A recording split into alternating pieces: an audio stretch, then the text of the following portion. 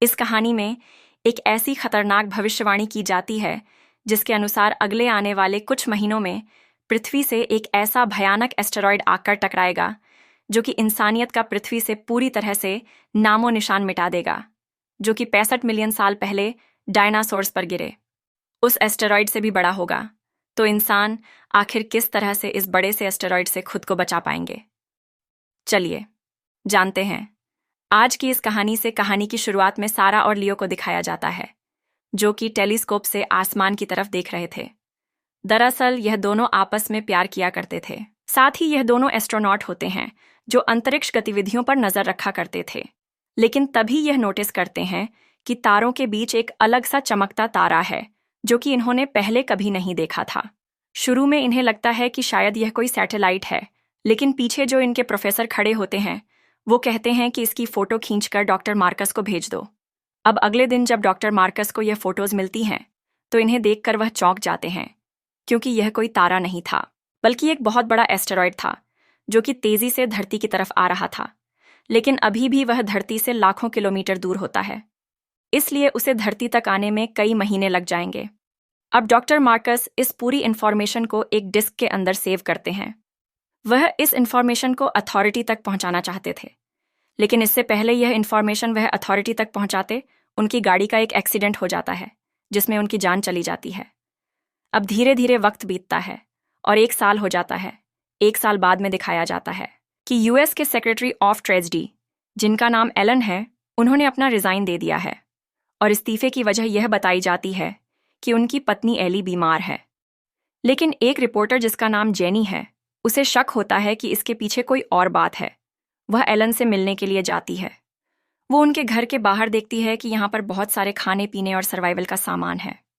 ऐसा लग रहा था जैसे एलन कहीं जाने की तैयारी कर रहा था। जेनी उनसे कहती है कि मैं जानती हूँ कि तुम्हारे डिपार्टमेंट में बहुत सारी ऐसी खुफिया टेलीफोन लाइंस हैं जिनसे तुम सीधा राष्ट्रपति से बात करते हो, और मैं यह भी जानती हूँ कि तुमने जो अपने इस्तीफे का कारण बताया है वह पूरी तरह से झूठ है।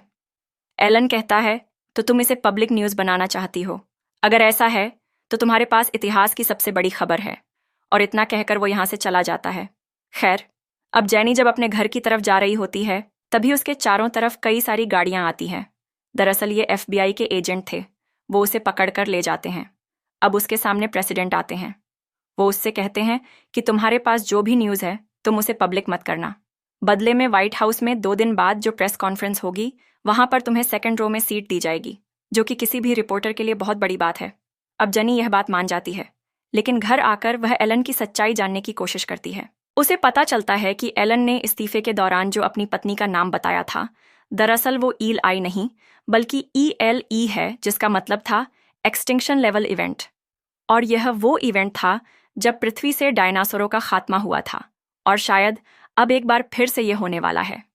खैर, अब अगले दिन जेनी व्हाइट हाउस की उस मीटिंग में जाती है जहां पर प्रेसिडेंट बताते हैं कि हमारी पृथ्वी पर एस्टेरॉयड गिरते रहते हैं जिनका साइज अक्सर एक बॉल या एक कार जितना हो सकता है, लेकिन जो कॉमेट अब पृथ्वी की तरफ आ रहा है वह माउंट एवरेस्ट से भी बड़ा है। इसका वजन है 500 मिलियन टन, और अगर यह धरती से टकरा गया तो एक महाविनाश होगा। पिछले 8 महीनों से अमेरिका और शिया सबसे बड़ा स्पेस स्टेशन बना रहे हैं जो कि स्पेस में बन रहा है, और आज से 2 महीनों बाद पृथ्वी से वहां पर एक ही टीम जाएगी जो कि उस कॉमेट को धरती पर आने से रोकेगी। प्रेसिडेंट यहाँ पर डॉक्टर मार्कस और साथ ही लियो बिडरमैन का नाम भी लेते हैं।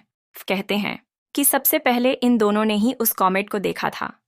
हालांकि एक कार एक्सीडेंट में इन दोनों की जान चली गई थी, लेकिन लियो बिडरमैन अभी भी जिंदा है, लेकिन उसके बारे में किसी को कुछ पता नहीं है।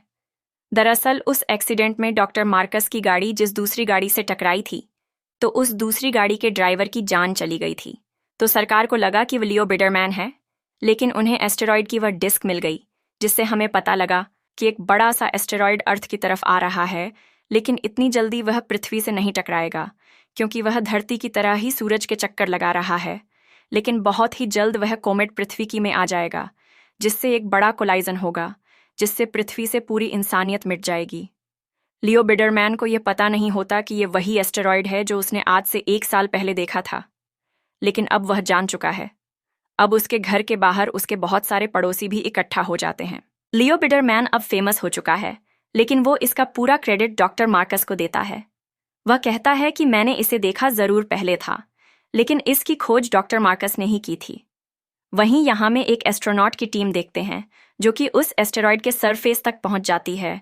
वो उसमें ड्रिलिंग करना शुरू कर देते हैं, क्योंकि 100 मीटर की खुदाई के बाद वो उसमें एक न्यूक्लियर बॉम्ब डालेंगे ताकि ब्लास्ट करके इस एस्टेरॉयड की डायरेक्शन बदली जा सके और यह पृथ्वी से ना टकराए।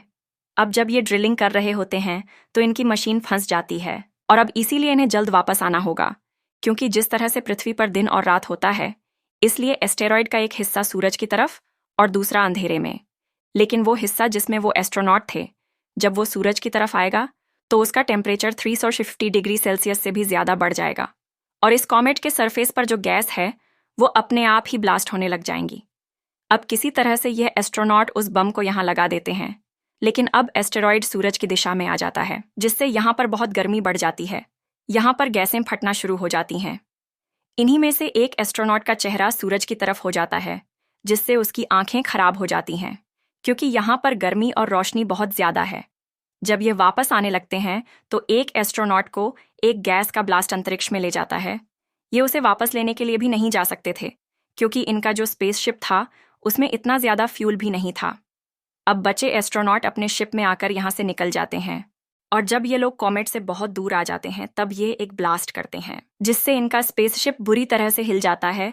वो थोड़ा डैमेज भी हो जाता है, लेकिन इनका ये मिशन पूरी तरह से फेल रहता है, क्योंकि ब्लास्ट के बाद एस्टेरॉयड 2 हिस्सों में तो बट गया था, लेकिन अब ये दोनों हिस्से ही पृथ्वी की तरफ आ रहे थे। अब अमेरिका के राष्ट्रपति को जब ये बात पता चलती है तो उन्हें बहुत दुख होता है। अब वो स्पीच देते हैं और बताते हैं कि दोनों टुकड़े पृथ्वी की तरफ ही आ रहे हैं, जिनमें से पहला टुकड़ा समंदर में गिरेगा और उससे जो समंदर में लहरें उठेंगी वो हजारों फीट छी होंगी। यह एक महासुनामी होगी।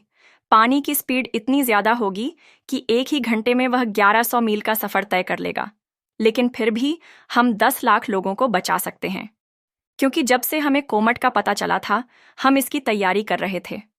हमने मिजो की सो फ्लाइंग स्टोन में बहुत ही गहरी गहरी सुरंगें बनाई हैं, जिसके अंदर की 2 साल की सप्लाई भी मौजूद है। 2 लाख लोगों को हम पहले ही चुन चुके हैं, जिसमें आर्मी वाले डॉक्टर्स, इंजीनियर्स और बाकी जो आर्टिस्ट लोग हैं वो सब होंगे, और 8 लाख लोगों को लॉटरी सिस्टम से चुना जाएगा। इसमें 50 साल से ज़्यादा उम्र वाला कोई भी नहीं होगा, यानी कि 50 साल से ज़्यादा उम्र वालों को यही मरने के लिए छोड़ दिया जाएगा।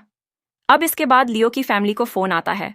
उन्हें बताया जाता है कि उन्हें इस प्रोग्राम के लिए पहले ही चुन लिया गया था, क्योंकि लियो वो था जिसने सबसे पहले इस कॉमेट को खोजा था। यहाँ पर सारा की फैमिली भी होती है, जिन्हें कि नहीं चुना जाता। इसलिए वह सारा के पास जाता है, उसे 2 रिंग्स दिखाता है। वह कहता है कि हम दोनों शादी कर लेते हैं, तब तुम हमारी फैमिली का हिस्सा बन जाओगी और हमारे साथ जा पाओगी। मैंने नेशनल सिक्योरिटी से बात कर ली है, लेकिन वह अपनी फैमिली के बिना नहीं जाना चाहती थी। लियो कहता है कि मैंने उनके लिए भी बात की है, जल्द ही कोई ना कोई रास्ता निकल आएगा, इसलिए यह दोनों शादी कर लेते हैं। और कुछ दिनों के बाद यहाँ एक गवर्नमेंट की बस आती है, जो कि उन लोगों को जिन्हें चुना गया था सुरक्षित जगह लेकर जाने वाली थी। उनकी इस लिस्ट में सहारा का नाम तो होता है, लेकिन उसके पेरेंट्स का नाम नहीं होता। हालांकि लियो ने व्हाइट हाउस में रिक्वेस्ट की थी, जिसमें बता गया था कि लिस्ट में सारा के पेरेंट्स का नाम भी होगा, लेकिन अब यहाँ उनका लिस्ट में नाम नहीं होता, जिस वजह से सारा के पेरेंट्स नहीं जा सकते थे। सारा अपने पेरेंट्स के बिना नहीं जाना चाहती थी। हालांकि लियो उसे समझाने की कोशिश भी करता है, लेकिन वह यहीं पर अपने पेरेंट्स के साथ रुक जाती है और लियो को ना चाहते हुए भी यहाँ से जाना पड़ता है। वहीं दुनिया खत्म होने की खबर के बाद चारों तरफ अफरा तफरी लूटपाट का माहौल है। हालांकि कर्फ्यू लगाया गया है, लेकिन अब को कोई भी किसी रूल को फॉलो नहीं कर रहा था। सभी लोग इस सच्चाई को मान चुके थे कि पूरी दुनिया खत्म होने वाली है। अब लियो अपनी फैमिली के साथ उस जगह तक पहुंच जाता है जहां उन्हें अगले 2 साल तक रहना होगा, लेकिन लियो अंदर नहीं जाता। वो अपनी फैमिली से कहता है कि मैं सारा को लेने के लिए जा रहा हूं और मैं उसे लेकर ही लौटूंगा। यह कहकर वो वहां से निकल जाता है। अब 12 घंटे बचे हैं। जब वो छोटा एस्टेरॉयड आकर समंदर में गिरेगा, बताया जाता है कि इससे इतनी बड़ी लहरें उठेंगी जो कि पृथ्वी के एक हिस्से को समंदर बना देंगी, और इसके ठीक 30 घंटे के बाद बड़ा वाला एस्टेरॉयड कनाडा के कहीं आसपास गिरेगा और इससे इतना बड़ा धमाका होगा जिससे पूरी धरती धूल से ढक जाएगी। अगले 2 साल तक पृथ्वी का वातावरण ऐसा ही रहेगा और पृथ्वी पर रहने वाली हर जिंदा चीज विलुप्त हो जाएगी और सिर्फ वही लोग बचेंगे जो कि केप के अंदर होंगे। वहीं स्पेस में उस स्पेसशिप को दिखाया जा आता है जो कि उस कोमेट पर बॉम्ब ब्लास्ट करके वापस आ रहा था। यहाँ पर वह प्लान बनाते हैं कि वह अर्थ पर वापस ना जाकर उस जगह जाएंगे जहां वह कॉमेट का बड़ा टुकड़ा है, क्योंकि इनके पास अभी भी बड़ी बड़ी 4 मिसाइल है और इनकी कैलकुलेशन के अनुसार अगर यह इन मिसाइल का यूज उस एस्टेरॉयड पर करते हैं तो वह छोटे छोटे टुकड़ों में टूट जाएगा जिससे अर्थ को कोई भी नुकसान नहीं होगा। लेकिन अगर यह वहां पर जाएंगे तो कभी वापस नहीं आ पाएंगे क्योंकि इनके पास वापस आने का फ्यूल नहीं होगा, लेकिन अभी अपनी जान देने के लिए तैयार थे। इसलिए यह लोग अपना स्पेसशिप लेकर उस बड़े एस्टेरॉयड की तरफ निकल पड़ते हैं। वहीं लियो सारा के घर पहुंचता है, लेकिन वहां पर सारा नहीं होती। वो अपनी फैमिली के साथ यहां से जा चुकी थी, इसलिए वह अपनी बाइक लेकर उसे ढूंढने निकल जाता है। सड़कों पर ट्रैफिक होता है, लोग अपनी जान बचाकर भाग रहे थे, लेकिन वह कहाँ जा रहे थे यह किसी को कुछ नहीं पता, क्योंकि अब अर्थ पर कोई भी जगह सेफ नहीं थी। खैर, अब लियो सैरा को ढूंढ लेता है और इस बार सैरा के पेरेंट्स उसे लियो के साथ जाने के लिए मना लेते हैं। वो कहते हैं कि तुम अपने छोटे भाई को भी ले जाओ। इसीलिए सारा अपने छोटे भाई को लेकर वहां से चली जाती है। वहीं न्यूज़ रिपोर्टर जेनी को दिखाया जाता है, जिसे लेने हेलीकॉप्टर आया होता है, क्योंकि उसका नाम भी उस लिस्ट में होता है। लेकिन वह अपनी जगह अपने दोस्त और अपने छोटे भाई को हेलीकॉप्टर में बैठा देती है और खुद अपने डैड से मिलने के लिए चली जाती है, जिनसे वह पिछले कई सालों से नाराज थी। लेकिन अब जिंदगी के इन आखिरी पलों में वह सारी बातें भूलकर अपने पिता से मिल जाती है। वह अपने फादर के गले से लग जाती है और तभी आसमान में दिखाया जाता है कि वह छोटा एस्टेरॉयड धरती तक पहुंच चुका है। वह तेजी से जलता हुआ समंदर की तरफ बढ़ रहा था और जब वह समंदर में गिरता है तो एक बहुत बड़ी शॉक वेव आती है, जिससे ऊंची ऊंची पानी की लहरें पैदा होती हैं। और जेनी, जो अपने पिता के साथ समुंदर के किनारे खड़ी थी, वह हमेशा के लिए इन लहरों में समा जाती है। यहां पर पूरे शहर के शहर तबाह हो जाते हैं। लियो सेरा और उसके भाई को लेकर एक ऊंची पहाड़ी की तरफ जा रहा होता है। वहीं स्पेस में उन एस्ट्रोनॉट की टीम उस तरफ जा रही होती है जहां वह बड़ा एस्टेरॉयड है। यहां पर जितने भी एस्ट्रोनॉट होते हैं वह सब अपने परिवार से बात करते हैं। ये इनके लिए एक बहुत ही इमोशनल मोमेंट होता है, क्योंकि ये जानते थे कि इसके बाद ये कभी अपने परिवार से बात नहीं कर सकेंगे। कुछ ही समय बाद इनका स्पेसशिप, जिसमें 4 न्यूक्लियर बॉम्ब हैं, उस एस्टेरॉयड से टकराता है, जिससे एक बहुत बड़ा ब्लास्ट होता है और उस बड़े से एस्टेरॉयड के बहुत छोटे छोटे टुकड़े हो जाते हैं, जो कि अर्थ के ऑर्बिट में आते ही जलने लगते हैं, यानी कि उनसे धरती को कोई भी नुकसान नहीं होगा। वहीं रालियो और भी लोगों को दिखाया जाता है जो कि एक पहाड़ की चोटी पर चढ़ चुके हैं। दरअसल वह पानी यहाँ इतनी ऊपर तक नहीं आ सकता। वो यहाँ बैठकर आसमान में जलते उन छोटे एस्टेरॉयड को देखते हैं, क्योंकि अगर यह बड़ा कोमेट पृथ्वी पर गिर जाता तो पृथ्वी से हर एक जिंदा चीज का विनाश हो जाता, जैसे कि आज से 65 मिलियन साल पहले डायनासोर्स का हुआ था। लेकिन अब उन एस्ट्रोनॉट्स की कुर्बानी की वजह से सभी इंसानों की जान बच गई थी। हालांकि लाखों लोग उस सुनामी की वजह से जरूर मारे गए, लेकिन इंसानियत का खात्मा नहीं हुआ। पूरे का पूरा शहर अब समंदर बन चुका था। खैर, अब पानी यहाँ से वापस चला जाता है और कुछ दिन बाद प्रेसिडेंट बताते हैं, वह स्पीच देते हैं कि हम अपने हीरोज को कभी नहीं भूल पाएंगे, जिन्होंने अपनी कुर्बानी देकर अर्थ को बचाया। हर मौके पर हम उन्हें याद करेंगे। हमारे शहर तबाह हो चुके हैं, लेकिन हम उन्हें दोबारा बसा लेंगे और हम अपने बच्चों को, जिन हीरोज ने हमें नई जिंदगियां दी हैं, उनकी कहानियां सुनाएंगे।